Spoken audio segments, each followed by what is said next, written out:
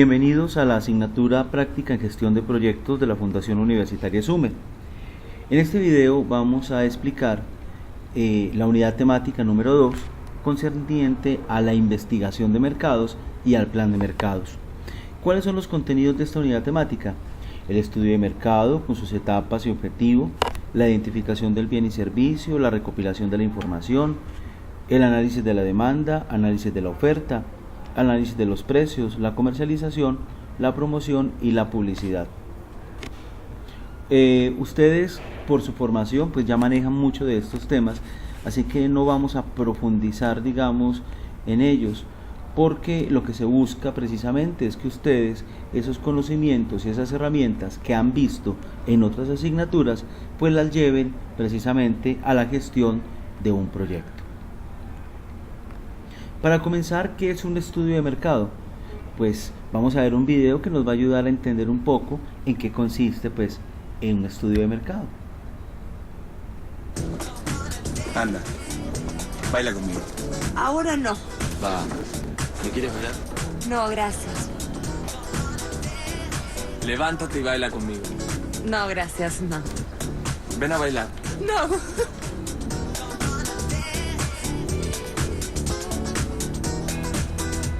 Por ese refrescante sabor que no te llena, lo que sea por una Bud Light.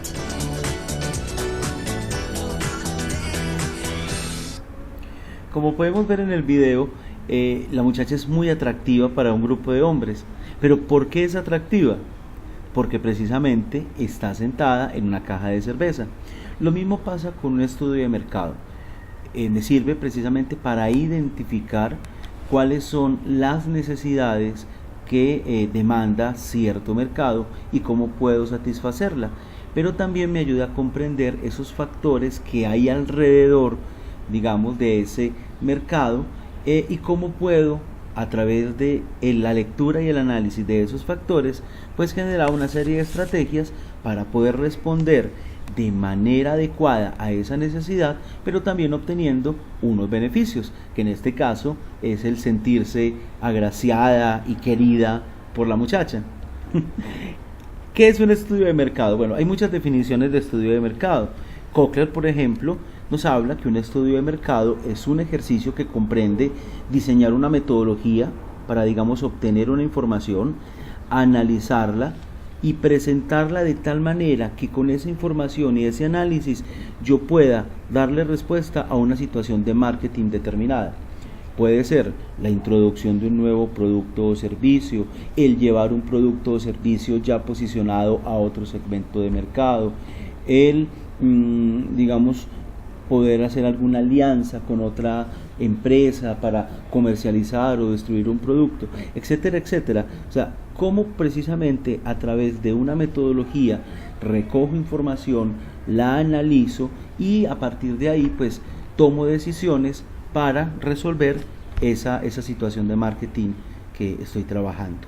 Para JJ Miranda, uno de los autores líderes en temas de proyectos, un estudio de mercado me permite determinar qué quiere el mercado, pero no solo qué quiere el mercado, sino cuánto lo quiere, ¿cierto? Y cuánto quiere, y cómo lo quiere. Y para ello, me exige, también hacer todo un ejercicio de análisis, ¿cierto? Hay unas condiciones de precio, cantidad, que me las da el entorno, pero que también me las da el mismo proyecto desde su capacidad de producción, y algo muy importante es entender si el mercado o la comunidad estaría dispuesta a adquirir ese producto o servicio que yo voy a producir para satisfacer esa necesidad. En proyectos sociales, JJ Miranda nos dice que un estudio de mercado se orienta también a identificar unas necesidades de un colectivo, pero que el tema del dinero o del pago se convierte en indiferente, seguramente porque hay otros mecanismos para la obtención de fondos. En la tercera definición que vamos a ver, que me parece muy adecuada, es la de Baco Urbina, otro experto también en temas de proyectos, porque él dice que un estudio de mercado permite determinar y cuantificar la oferta, es decir, los competidores, productos o servicios similares a lo que yo voy a ofrecer, pero también la demanda, ustedes lo saben, el mercado, quienes necesitan o valoran ese producto o servicio que yo voy a desarrollar. Eso también me implica analizar los precios, tanto de la oferta, mirar esa demanda para poder decidir cuál es el precio más adecuado y acorde a ellos, pero también los procesos de comercialización, cómo voy a entregar ese producto o ese servicio, cómo lo voy a hacer llegar. El objetivo de un estudio de mercado para Vaca Urbina es precisamente mirar si ese proyecto, desde el producto, desde el servicio, tiene posibilidad real de penetración. En otras palabras, si es viable comercialmente, si tendría una demanda, si la gente realmente lo compraría o se apropiaría de ese proyecto. Eso me implica pues analizar el entorno, mirar unos factores, considerar unos riesgos y empezar, digamos, a generar estrategias para minimizar esos riesgos y poder, digamos, llevar ese producto o servicio al mercado. Por lo tanto, un estudio de mercado o una investigación de mercado es fundamental para la toma de decisiones, para saber si sigo con el proyecto o no sigo con el proyecto, si hay que hacerle cambios al producto o servicio, si hay que hacer otro tipo de estudios, etcétera, etcétera. Entonces, un estudio de mercado me permite eso, tomar decisiones. Mientras que un plan de mercado es completamente distinto, porque un plan de mercado es un documento que se deriva de la investigación de mercado y en el cual consigno ya unas estrategias específicas para llevar mi producto o servicio a ese segmento de mercado, minimizando los riesgos, considerando un personal, considerando un presupuesto. Ya se convierte, en otras palabras, en un documento que me define y concreta las acciones que yo voy a realizar a partir del análisis. Teniendo en cuenta esto, pues podemos afirmar que el estudio de mercado o la investigación de mercado es el qué. ¿Cuál es mi mercado? ¿Qué necesidades tienen? ¿Cuántos son? ¿Cómo sería el producto? ¿Cómo sería el servicio? ¿Quiénes son los competidores? ¿Cómo es la economía? ¿Cómo son los factores que están detrás del proceso? O sea, recoger información para precisamente hacerme un panorama de ese escenario de proyecto. Mientras que el plan de mercado ya hablamos del cómo. Las acciones que yo voy a desarrollar a partir de esa investigación para materializar mi proyecto desde los temas de mercado. ¿Cuáles son los objetivos de un estudio de mercado? Pues son 7 grandes objetivos. El primero, y ustedes lo saben muy bien, nos ayuda a comprender esos factores externos e internos que pueden influir en el desarrollo del proyecto. Factores políticos, sociales, económicos, pero también el tema de proveedores, los clientes, los competidores, que son factores que están relacionados con el proyecto. También nos sirve para caracterizar a ese cliente, a ese usuario, a ese consumidor al cual yo le voy a dirigir mi producto o servicio a través del proyecto, ¿cierto? Y también me invita a hacer una segmentación adecuada. Recuerden que no todo es para todo, sino que siempre habrá un segmento de mercado mucho más acorde al proyecto que yo estoy planteando. Tercero, me permite definir cuáles serían las características de ese producto o servicio que yo voy a entregar a través de mi proyecto y que ese producto o servicio responda a las necesidades que tiene ese mercado. Cuarto, me permite también estimar el tamaño del mercado. Si realmente hay un volumen que permita, si es un proyecto de empresa, que ésta se sostenga y que ésta siga adelante y que dé rendimientos, o si es un proyecto social, pues que realmente tenga un número de beneficiarios que permita generar un impacto significativo. Entonces el estudio de mercado me ayuda a eso, cuál es el tamaño del mercado al cual yo me voy a dirigir, y también me permite determinar aspectos como la producción. Un problema, por ejemplo, de muchas empresas para llegar al mercado chino o de la India es que no tienen la capacidad de producción para producir 1.000 millones, 2.000 millones de productos. Entonces es un mercado demasiado amplio y por eso no se puede, digamos, responder de la mejor manera. Otro objetivo del estudio de mercado es estimar ese comportamiento futuro de la demanda y de la oferta. ¿Qué quiere decir eso? Que el mercado cambia, ¿cierto? Hoy hay unas necesidades, mañana hay otras, hay ciertos segmentos de mercado que van desapareciendo, por ejemplo, pues los amantes a los LPs o a las videocaseteras, es un segmento de mercado muy pequeño que poco a poco va desapareciendo, o el alquiler de películas, por ejemplo, esas personas ya, digamos, van más pocas, son más románticas, y les llama más la atención el proceso, ahora ya es a través de streaming. Entonces digamos que ese segmento de mercado, esa demanda va cambiando, en unas para ya definitivamente desaparecer, o en otras para aumentar. Pero también el tema de la oferta, los competidores también entran y salen, y yo tengo que saber frente al sector en el cual estoy desarrollando el proyecto cómo está el tema de la oferta. Mira, por ejemplo, el tema de innovación. Hace varios años muy poca gente hablaba de innovación, muy pocas oficinas o empresas dedicadas al tema de la innovación y la creatividad, y ahora pues hay una gran cantidad de personas y de organizaciones que ofrecen cursos, talleres, seminarios. De la oferta aumentó porque lógico también hay una demanda que lo pide. Entonces este estudio de mercado permite precisamente eso. Otro objetivo es ya a partir de la investigación planificar cuáles serían esas estrategias más adecuadas para la comercialización, para la promoción del producto o servicio según las características de ese producto o servicio y las características del cliente o usuario o beneficiario o consumidor. Perfecto. Y por último, valorar el nivel de riesgo del mercado. Realmente si vale la pena seguir con el proyecto, si vale la pena realizar ese producto o servicio, si vale la pena todos esos esfuerzos en dinero, en personal, en tiempo que voy a hacer para llegar a un mercado. El estudio de mercado me permite precisamente eso.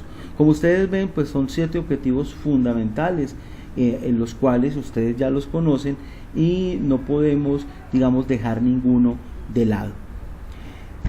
¿Cuáles son los 3 objetos de estudio en un estudio de mercado? Lo que acabamos de ver son los objetivos, pero cuando hablamos de objetos ya son esas áreas específicas en las cuales se realizan los estudios de mercado. Pues son 3, como ya lo vimos, ¿cierto? ¿Cuáles serían esos 3? A ver, ahí pensemos un momentito. El primero, el producto, ¿cierto? Un producto asociado a unas necesidades y a unos segmentos de mercado que hemos identificado. O sea, no es cualquier producto. O sea, yo tengo que definir cuál es el producto o servicio a partir de esa investigación.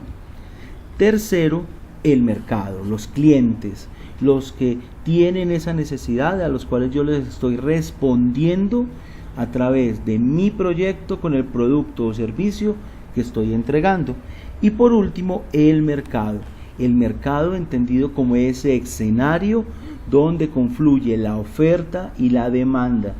Entonces me implica precisamente mirar competidores que están haciendo, pero esos otros factores alrededor del mercado que influyen en el mismo. ¿Cuáles son las etapas de un estudio de mercado? Un estudio de mercado, usted lo sabe muy bien, tiene diferentes etapas. La primera es la identificación del problema, ¿cierto? Tratar de hacer esa lectura del entorno, identificar la necesidad a la cual yo le quiero dar respuesta con mi proyecto. ¿Eso qué me implica? Definir unos objetivos. ¿Cómo lo voy a hacer? ¿Cómo voy a identificar el problema? ¿Cómo lo voy a analizar? ¿Cómo lo voy a descomponer? ¿Cierto? Entonces los objetivos me permiten ir construyendo y consolidando esa hoja de ruta. Tengo que diseñar la investigación, ¿cierto? Si va a ser de carácter cualitativo o cuantitativo, qué herramientas voy a utilizar, si voy a utilizar un software, si voy a hacer entrevistas.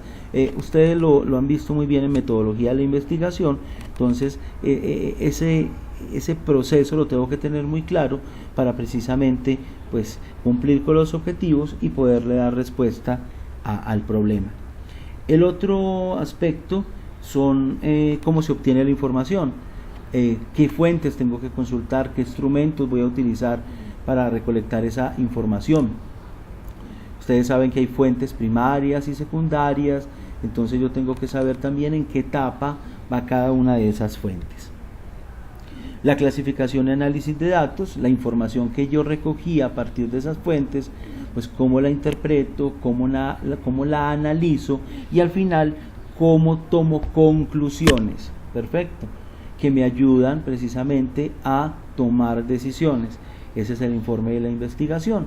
Entonces, un estudio de mercado debe tener precisamente estas 6 etapas: saber qué quiero investigar, cómo lo voy a hacer, cuál sería el proceso, qué información debo de obtener, cómo la voy a analizar y al final, pues qué voy a concluir y a partir de esa conclusión, pues qué decisiones voy a tomar. ¿Cuáles son los contenidos entonces de un estudio de mercado? Pues los objetivos, la metodología, el análisis del entorno, que es fundamental.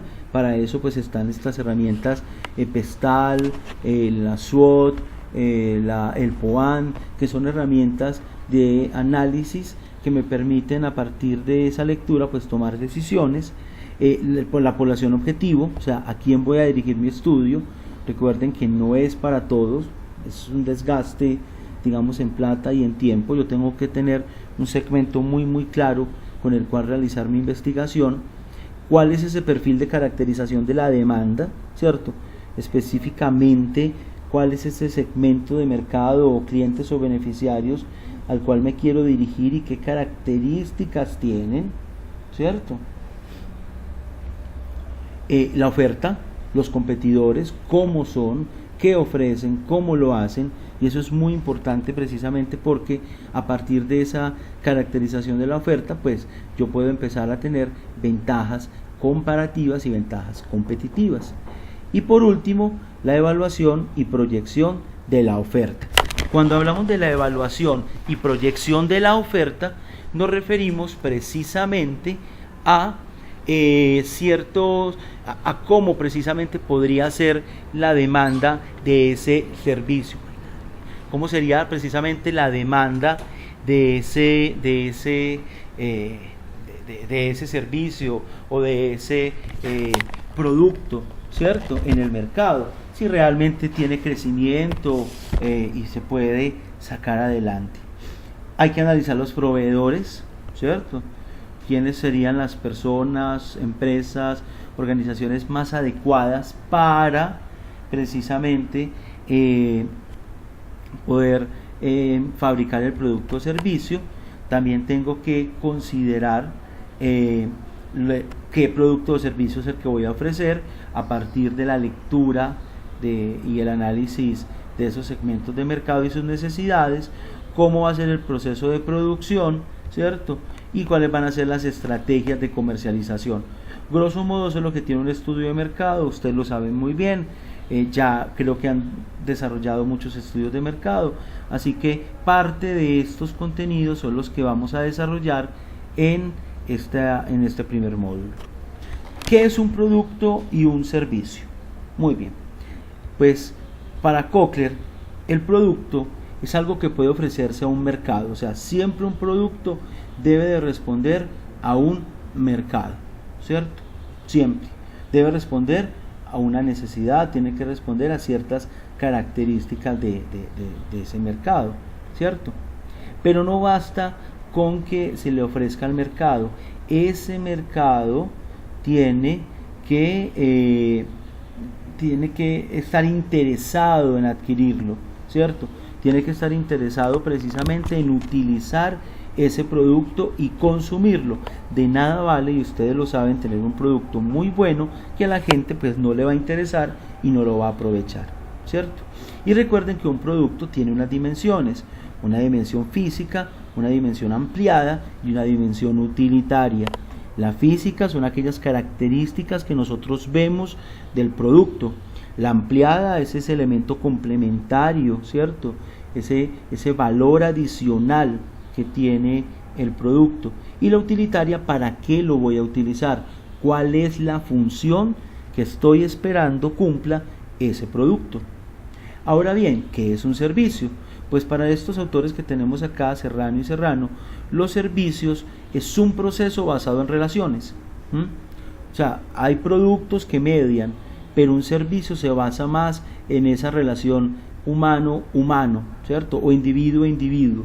Y ese proceso basado en relaciones tiene una duración en el tiempo.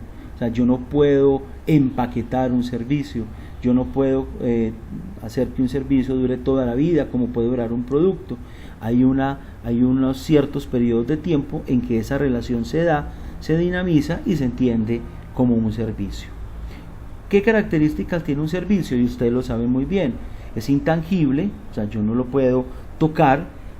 Los productos o algunas estrategias me invitan a eso, pero en realidad son medios, pero no es el servicio como tal. Yo no puedo separar un servicio, o sea, yo no puedo partirlo o descomponerlo como se hace en un producto, que yo lo puedo vender por partes. Un servicio, digamos, yo lo puedo ofrecer por etapas, pero cada etapa es un servicio, cada etapa es un momento de relación. Es heterogéneo, o sea, no, un servicio no es igual a otro, así digamos el paquete sea igual, siempre habrán diferencias porque las relaciones humanas pues son muy dinámicas. Y como les decía, pues un servicio se vence. Cuando se acaba el tiempo del servicio, pues yo ya no puedo continuar con él. La identificación del bien y servicio es muy importante en un estudio de mercado, porque yo tengo que saber precisamente cuáles son los usos o funcionalidades que esperan de ese producto o servicio, quiénes lo van a usar, quiénes lo van a adquirir, cómo es la presentación de ese producto o de ese servicio. Ustedes ya saben que en un producto pues es el empaque, las características físicas, y en un servicio pues todo el escenario que hay detrás, digamos, de la prestación del servicio, cómo se compone, ¿cierto? Cómo se compone el producto, cuáles son, digamos, esa estructura que tiene, y en el servicio pues también que también hay elementos que lo componen, ¿cierto? Y que le dan valor. Y por último, pues en el producto, cuáles son sus características físicas, pero también en el servicio, a través de qué, es algo mucho más físico, voy a reforzar el tema del servicio. Por ejemplo, si yo tengo un servicio de turismo, pues un catálogo muy bonito es un medio para fortalecer ese proceso de relaciones, y ese catálogo tiene unas características físicas. Muy importante también saber cuál es el tipo de producto o el tipo de servicio, ¿cierto? ¿Qué lo puede sustituir? Hay una cantidad de productos sustitutos y de servicios sustitutos que pueden, digamos, afectar esa relación cliente-empresa o cliente-proyecto, o cuáles los pueden complementar, ¿cierto? Hay productos que yo puedo ofrecer y que complementan uno que estoy ofreciendo, o en un servicio también. Entonces yo compro, tengo un servicio de asesoría en compra de ropa, un personal shopper, pero también hay un tema de garantía por la ropa que compre. Entonces digamos que esa garantía es un servicio complementario a ese tema. Y en los productos, pues ustedes saben muy bien el tema de los productos complementarios. ¿Cuáles, digamos, de esos productos son bienes de capital intermedios y finales? O sea, ¿cuáles son, digamos, materia prima? ¿Cuáles son productos semiprocesados? ¿Y cuáles son ya terminados, que son para comercialización? Y las fuentes de abastecimiento. ¿Quiénes son los proveedores de mi producto o servicio? Si es un producto, pues la materia prima, y si es un servicio, el personal y todos esos elementos que necesito para dinamizarlo. También hay que tener en cuenta la identificación del bien y servicio en los sistemas de distribución. Ustedes saben que un producto o servicio debe tener una distribución adecuada, acorde al mercado y acorde al producto o servicio, ¿cierto? Un Ferrari no se vende en una esquina, ¿cierto? Hay un sistema de distribución muy claro para este tipo de producto, pero un Bonai sí, ¿cierto? Entonces, dependiendo del producto, pues son esos sistemas de distribución. Igualmente, cuáles de esos productos o servicios son bienes y servicios correspondientes al sector público, que también tienen otras dinámicas diferentes. No es lo mismo un proyecto particular de inversión a un proyecto dado por el Estado, ¿cierto? Porque las dinámicas son completamente distintas. Igualmente, cuáles son los precios con los cuales yo voy a ofertar mi producto o servicio, pero también cuánto me cuesta hacerlo. Si hay una legislación frente a los productos o servicios, hay productos o servicios que requieren de registros o de procesos especiales por ley. Por ejemplo, un servicio de turismo necesita un registro nacional de turismo, pero un medicamento necesita un tema de INVIMA, y así sucesivamente. Entonces hay una serie de requisitos desde la legislación que digamos afectan el producto o el servicio. Y por último, la confiabilidad, el grado de confiabilidad que tiene ese producto o servicio frente al mercado, si realmente satisface esas necesidades que yo identifiqué.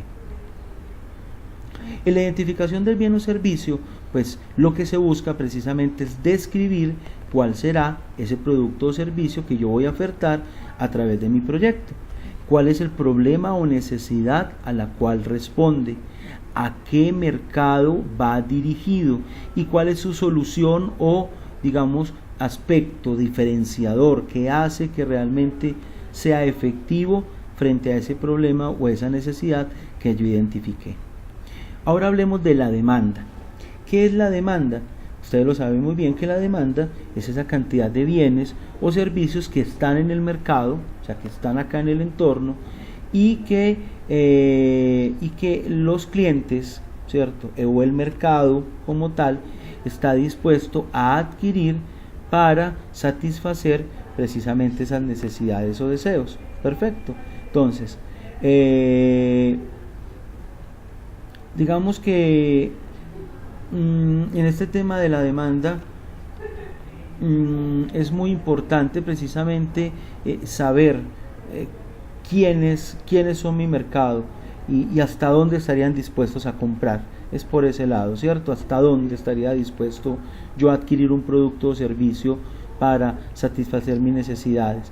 Por ejemplo, un producto como la sal o como los de la canasta familiar son productos de alta demanda porque la gente pues permanentemente los necesita, mientras que otros productos más suntuarios pues no son de demanda tan alta porque precisamente el mercado no los ve tan importantes y no está dispuesto a adquirirlos de manera frecuente o permanente.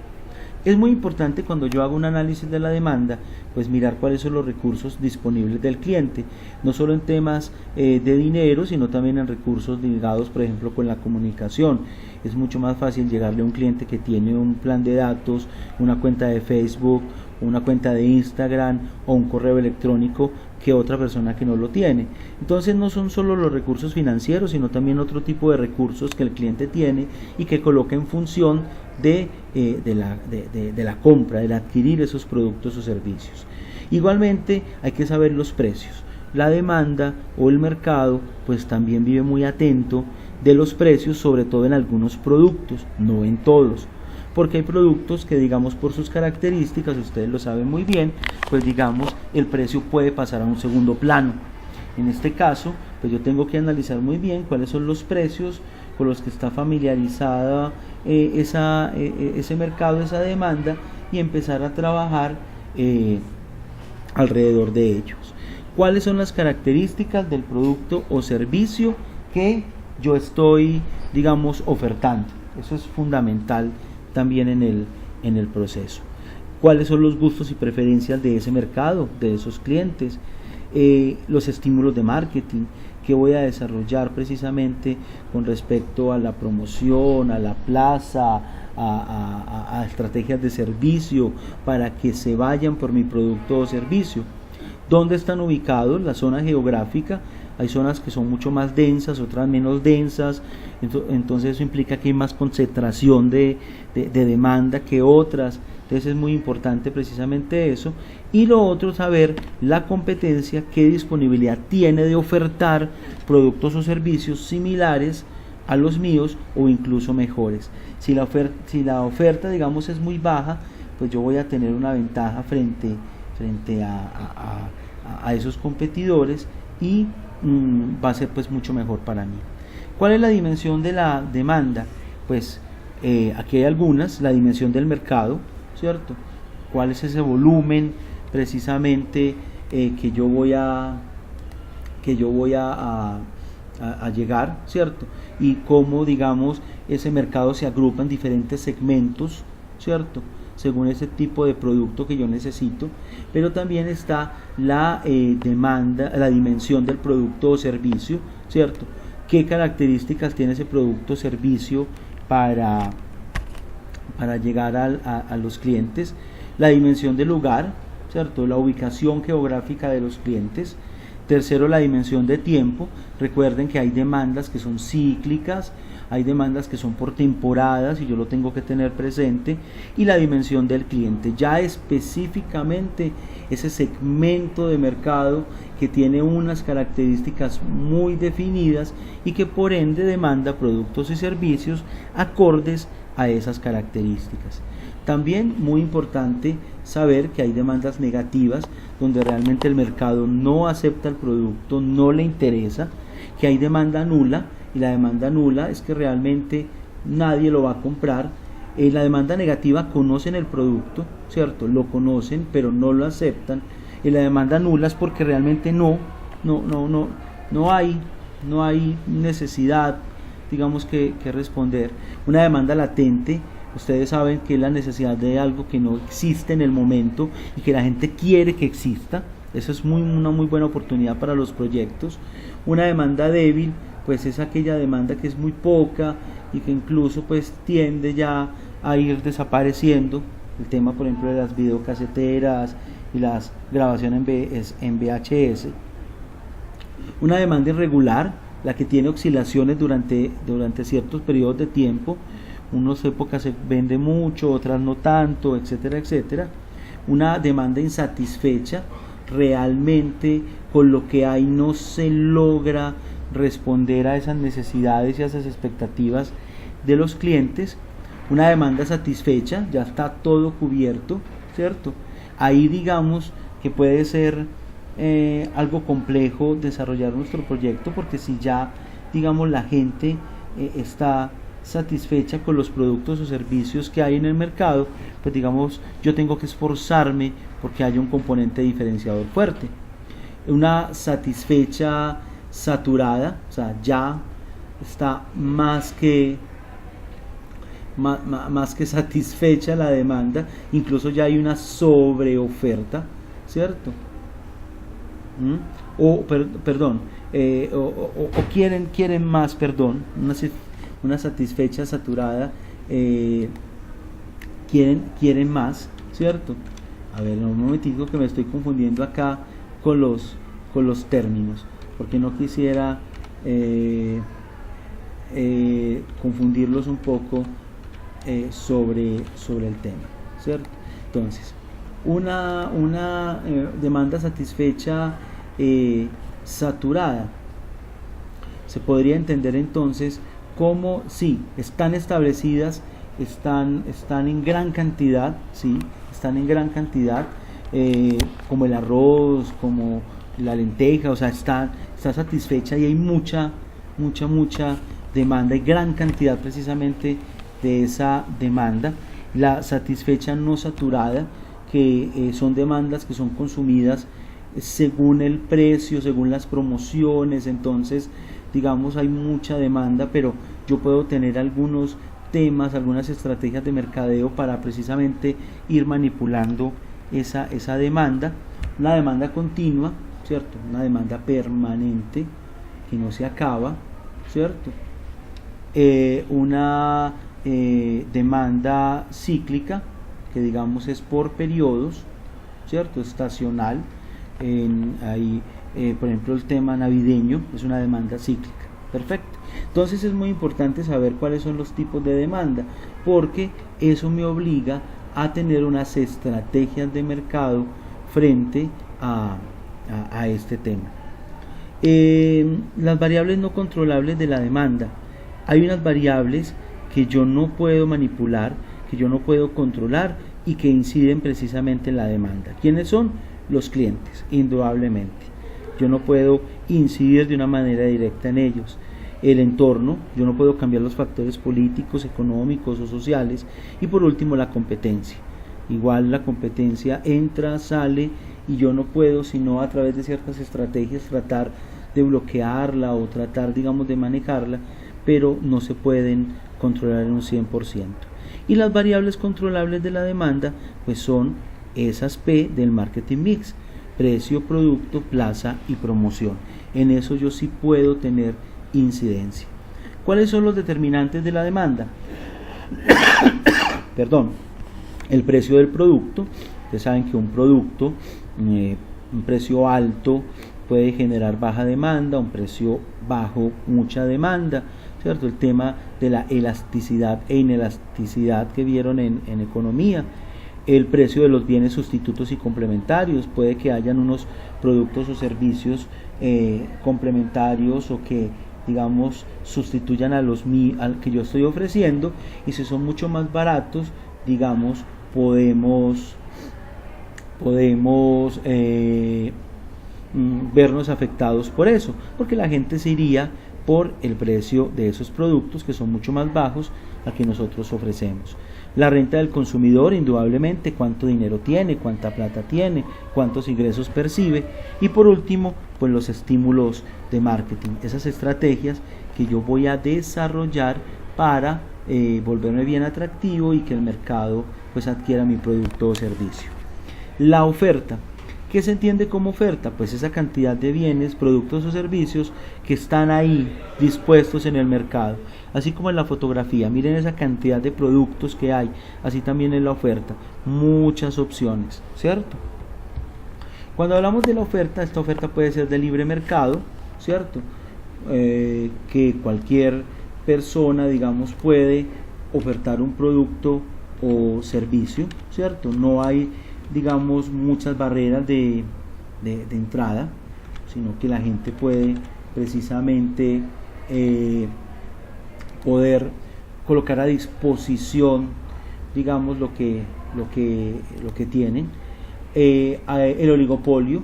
Y cuando hablamos del oligopolio es cuando hay unos productores, unos cuantos, que son los que controlan precisamente el escenario de mercado.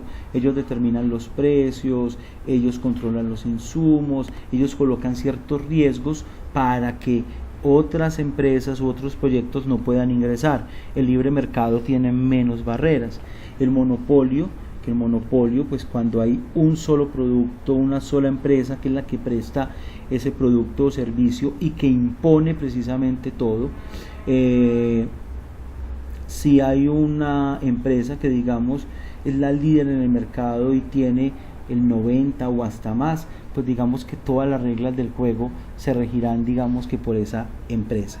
Está también la competencia monopolística, donde, digamos, hay muchos compradores y vendedores, ¿cierto? Y la gente o las personas pues pueden precisamente presentar sus productos o servicios. Nosotros, pues digamos, en algunos sectores tenemos esa competencia monopolística. Entonces, muy importante saber precisamente esa oferta y ese mercado. Sus proyectos estarán precisamente en temas de libre mercado, otros tendrán que enfrentarse a oligopolios, a monopolios. Entonces es muy importante tenerlo presente cuando yo estoy haciendo el estudio de mercado. El precio del bien, o sea, eso también influye en la oferta, ¿cierto? ¿Qué precio tiene lo que yo estoy ofertando? La tecnología que tiene, si es una tecnología de última generación o es algo obsoleta, eso también hace que, digamos, la gente se incline por lo más reciente. El precio de las materias primas, eso es fundamental porque eso incide precisamente en el precio.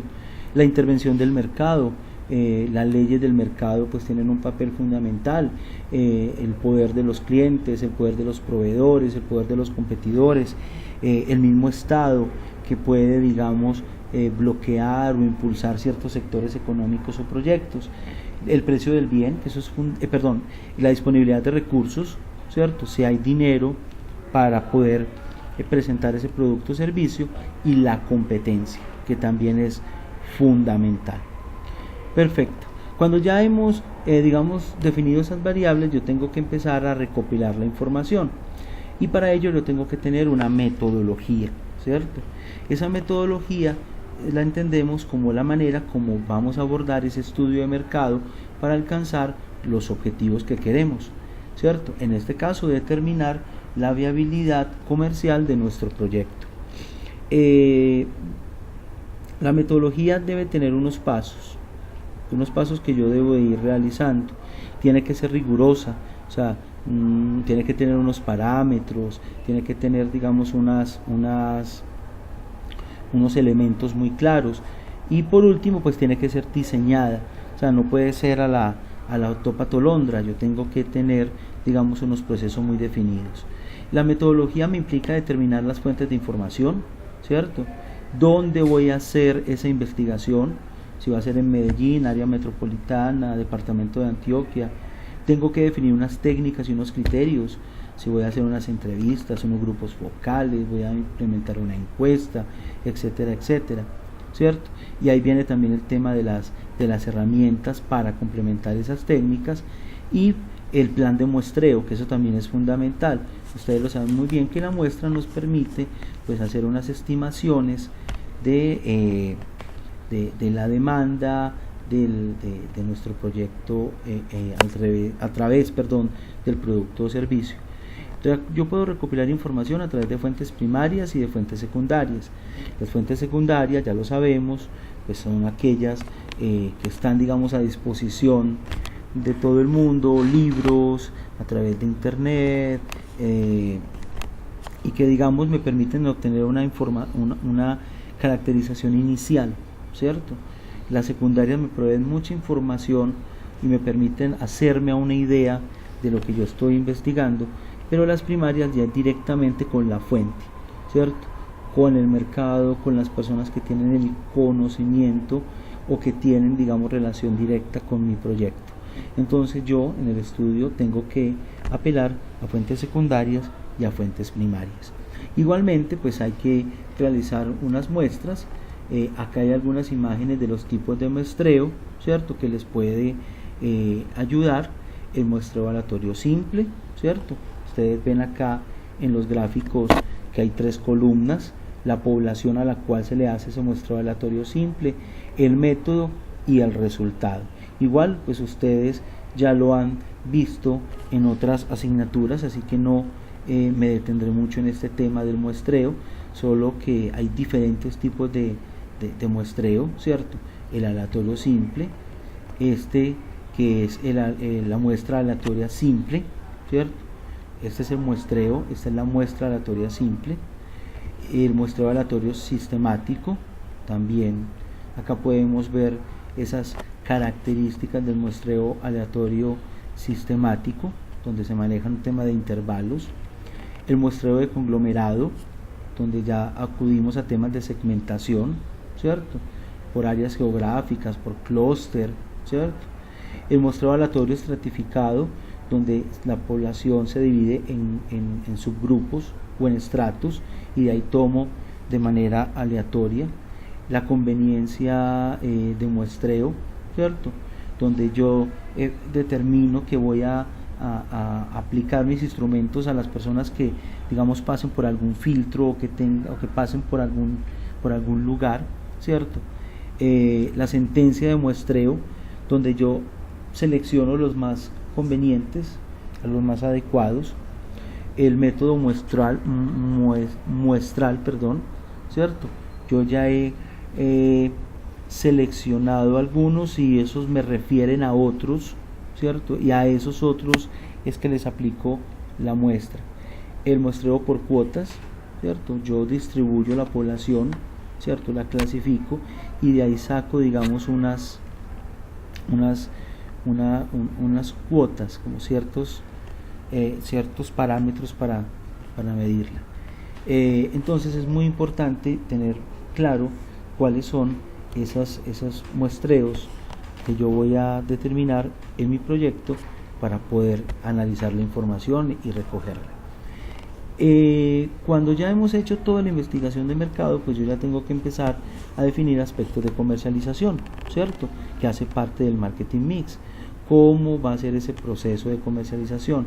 ¿Cómo voy a hacer que ese producto o servicio llegue al cliente o al usuario final?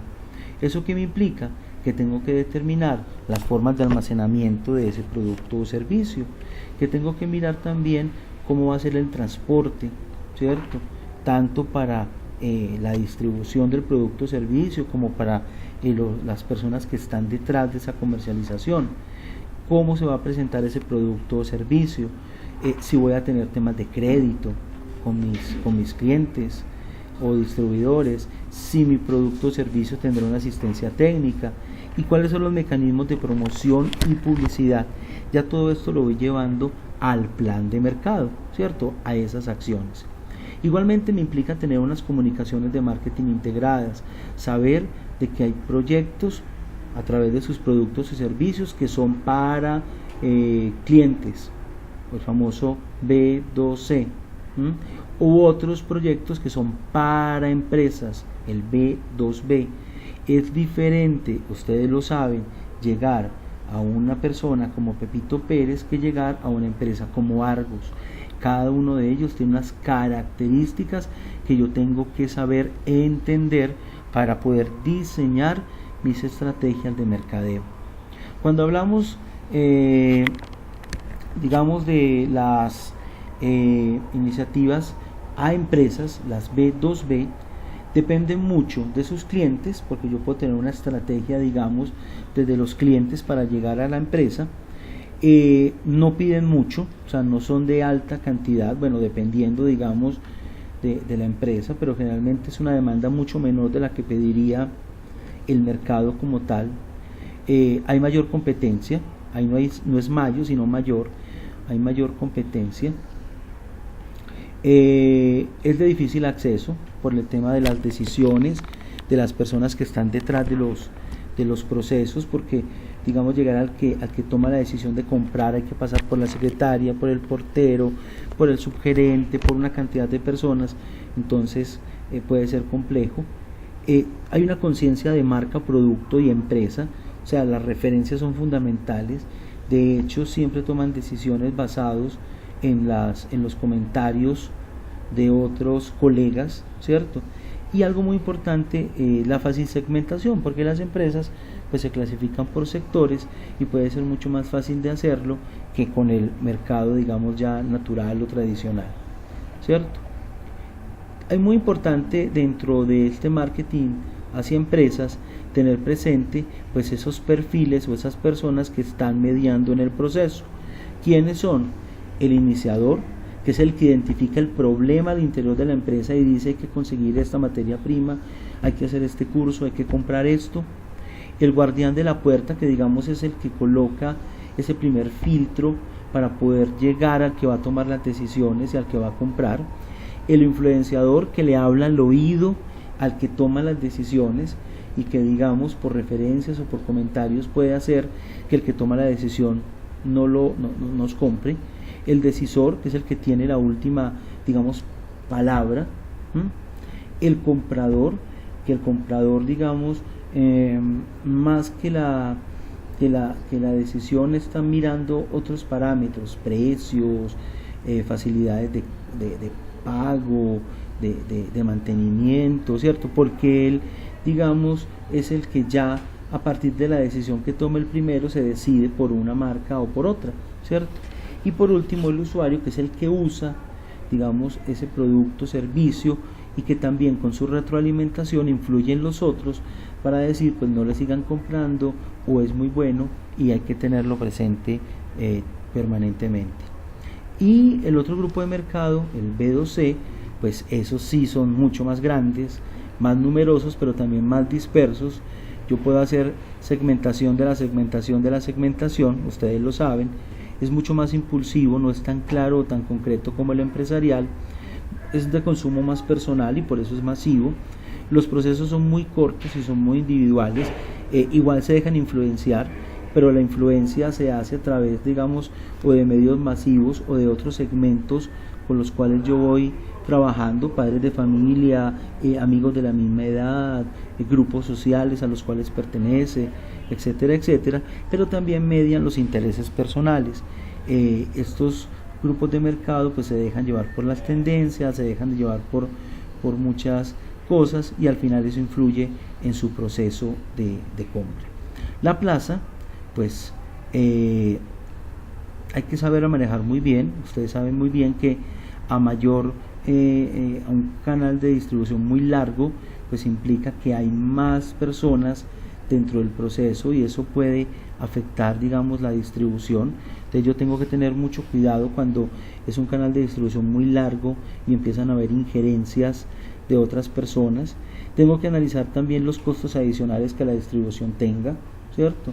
No solo es la fabricación del producto, sino también muchas veces cómo lo tengo que conservar o cómo lo tengo que llevar. Miren, por ejemplo, el tema de los alimentos con la cadena de frío, eso implica costos adicionales. Algo muy importante con la distribución es que interviene en el momento de verdad del cliente. Yo puedo tener un muy buen producto, pero si resulta que lo vendo a través de una tienda y esa tienda tiene un mal servicio, eso me afecta, ¿cierto? Y muchas veces yo no lo puedo controlar. Entonces, digamos que eso puede ser un riesgo de la distribución a través de un tercero, que ese tercero es el que realmente tiene el contacto con el cliente final y puede influir en su decisión de compra. Igualmente, la plaza determina la intensidad y la presencia, ¿cierto? No es lo mismo una distribución exclusiva, una selectiva, una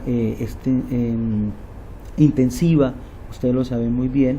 Entonces yo tengo que definir, según mi producto o servicio, pues cuál sería ese canal de distribución adecuado. Y por último, pues el control que tengo del producto y sus procesos. Cuando yo tengo una distribución directa, pues yo puedo saber qué están haciendo con mi producto, cómo lo están manejando, cómo lo están, digamos, tratando, cómo son esos procesos alrededor. Pero cuando se lo entrego a un tercero, pues muchas veces yo desconozco qué están haciendo, y es ahí donde yo tengo que implementar unos protocolos, digamos, de control y de evaluación.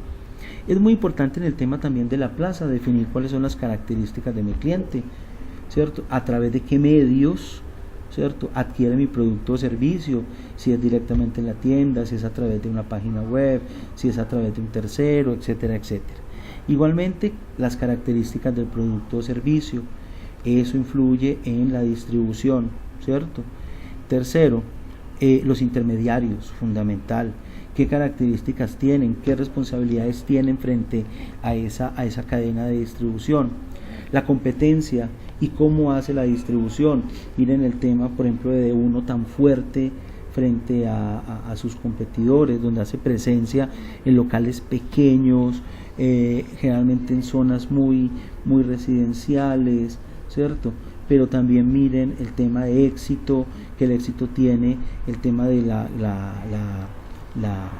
su almacén, pero también los Surtimás, pero también el éxito vecino y el éxito.com, y ahora la gran superficie que acaba de inaugurar en Bogotá. O sea, mire que tienen como diferentes canales de distribución.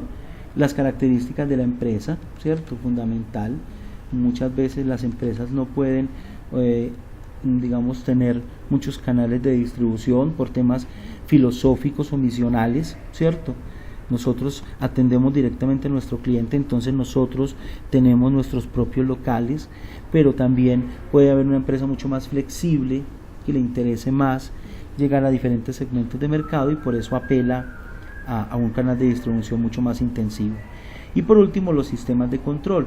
¿Cómo voy a controlar el tema de la distribución? ¿Cierto? Para que efectivamente llegue al cliente mi producto o servicio. En temas de publicidad y promoción, pues sabemos que hay publicidad, promoción, relaciones públicas y venta directa. Cada una de ellas son completamente diferentes. La publicidad pues tiene que ver con la manera como yo doy a conocer mi producto o servicio. La promoción, recuerden, es estímulos para la compra. Las relaciones públicas ya tienen que ver con esa relación tú a tú con el mercado o con diferentes actores, y que tienen que ver con el posicionamiento de imagen y de marca. Y la venta directa, pues yo ya busco que mi cliente me compre. Perfecto. Entonces yo tengo que definir muy bien cuáles son las estrategias que desde estos 4 factores yo voy a determinar, porque inciden precisamente en mi relación con el cliente, pero también me implican unos costos y un personal. En el tema de promoción y publicidad, pues ustedes saben que hay estrategias BTL, hay estrategias ATL y estrategias TTL. Yo puedo decidirme por cualquiera de las 3, pero eso sí, depende precisamente de ese estudio de mercado que yo haya hecho, de las características de mis clientes, pero también de la oferta que hay en el mercado. Perfecto. Puedo también tener sistemas de relacionamiento, como en este caso, ¿cierto? Asistencia personal, algo prácticamente las 24 horas para mi cliente. El autoservicio, yo coloco a disposición para que él mismo se atienda.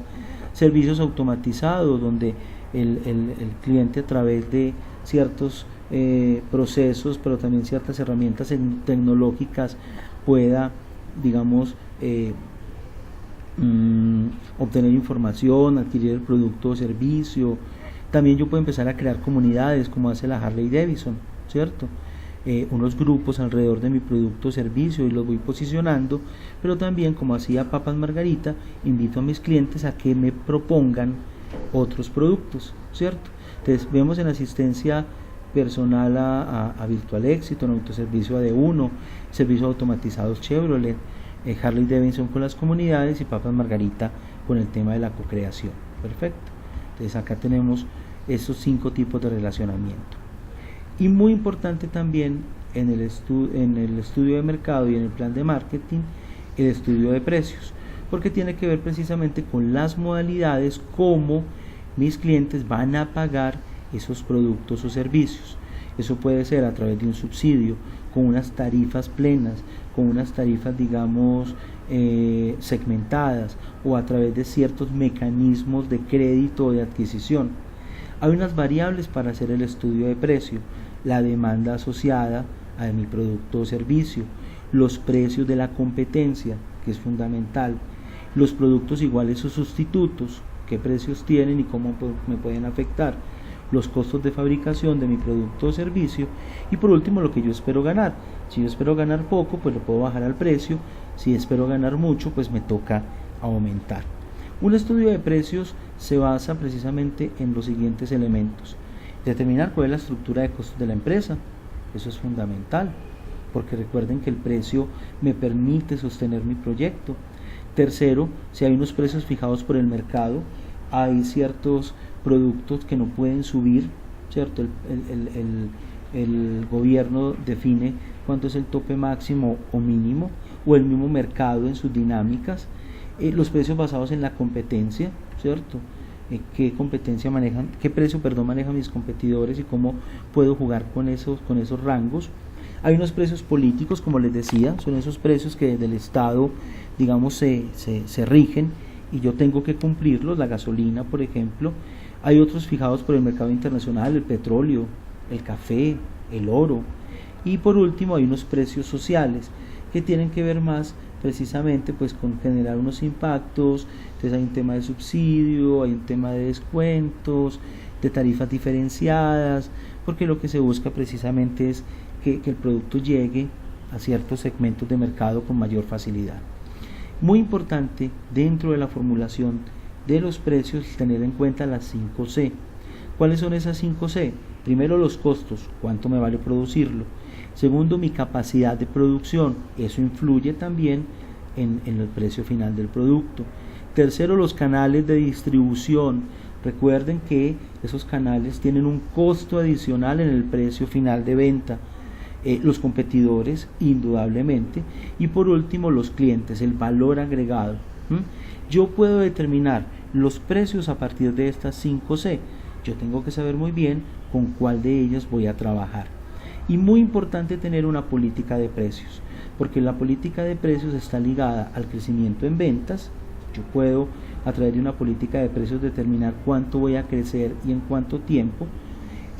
La política de precios también me permite maximizar las ganancias. Yo puedo tener una política de 0 descuentos, ¿cierto? O de descuentos por volumen, porque me sale mucho más barato y obtengo mayor utilidad si me compran por volumen, pero también la política de precios me permite generar estrategias frente a la competencia, un precio mucho más bajo, digamos, puedo bloquear a mis competidores indudablemente, como este almacén de cadena que tiene una política que dice precio más bajo imposible, ¿cierto? Mantener la imagen del producto también. No sé si ustedes recuerdan hace poco que salió una noticia de un helado en China, de una empresa en China que pidió disculpas porque tuvo que aumentar el precio del helado y no lo subía hace por ahí 25 o 30 años. Entonces, digamos que si yo subo un producto, eso puede afectar la imagen del mismo indudablemente. Y por último, pues asegurar la supervivencia en el mercado. O sea, si yo no tengo una política de precios, pues cualquier cambio que ocurra en el medio, pues me puede afectar. Entonces es muy importante definir precisamente qué voy a implementar. Pago a 30 días, 60, de contado, a crédito, subsidiado, etcétera, etcétera. Y eso depende también de la investigación de mercado. Perfecto. Entonces, esto ya lo habíamos visto, el tema de las comunicaciones integradas. Acá hubo un error, digamos, en la diapositiva, porque según veo estoy repitiendo algunas. Y por último, pues queda la invitación para que ustedes profundicen un poco más. Igual son conceptos que, como les decía, ustedes ya manejan y ya conocen, y que a partir de esta información más sus conocimientos, pues podamos en la próxima clase desarrollar un muy buen ejercicio orientado al plan de mercadeo.